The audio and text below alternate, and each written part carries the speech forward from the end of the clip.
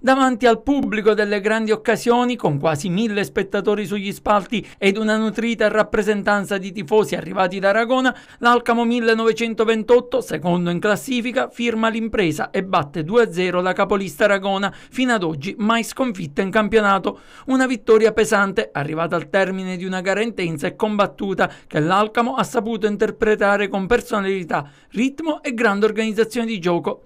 I bianconeri partono forte e tengono il campo con autorità. La prima occasione arriva già al secondo minuto, quando Marchese, con un tiro dal limite dell'area, impegna il numero 1 agrigentino Priolo, che devia in angolo. All'11° minuto, gol annullato per fuorigioco sempre al bomber alcamese Marchese, che di testa aveva trovato l'angolino imprendibile per Priolo. La prima occasione degli ospiti arriva al 21° minuto, leggerezza difensiva di Filì con il numero 8 agrigentino Iatta che anticipa il riccobono e lascia partire un destro secco che sfiora il palo alla destra di Misseri. A 4 minuti dal termine del primo tempo il gol del vantaggio per l'Alcamo.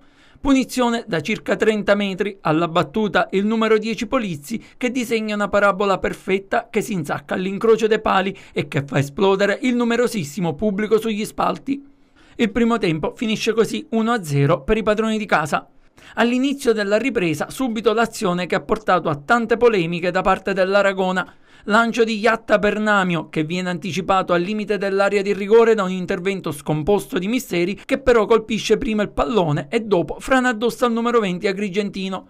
L'arbitro inizialmente fischia ed indica il dischetto del rigore, tra le proteste dei padroni di casa, ma dopo il consulto con il guardalinee decide di revocare il rigore e concedere solo la rimessa laterale in favore dell'Aragona, e da lì tante le proteste degli agrigentini e gioco che resta fermo per più di 4 minuti.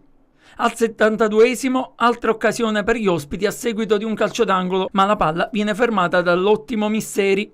Al 78° arriva il raddoppio dell'Alcamo. Il nuovo acquisto bianconero rosone lancia Marchese che in velocità brucia il numero 3 Sanè e trafigge Priolo. Un gol che manda in visibilio tutto lo stadio. Fumogeni e festa infatti sugli spalti da parte dei tifosi bianconeri. L'Aragona prova a reagire, spinto anche dal calore dei propri tifosi, giunti in tantissimi per sostenere la squadra, ma l'Alcamo non arretra, gestisce momenti chiavi del match e va vicino al terzo gol all'85° con Caruso, che spreca da ottima posizione, tirando sopra la traversa. Al triplice fischio e festa grande sugli spalti ed in campo, una vittoria che vale molto di più dei 3 punti perché interrompe l'imbattibilità dell'Aragona e rilancia con forza le ambizioni dell'Alcamo che manda un segnale chiaro al campionato. Lo stadio applaude, la classifica si accorcia e il campionato adesso è più aperto che mai.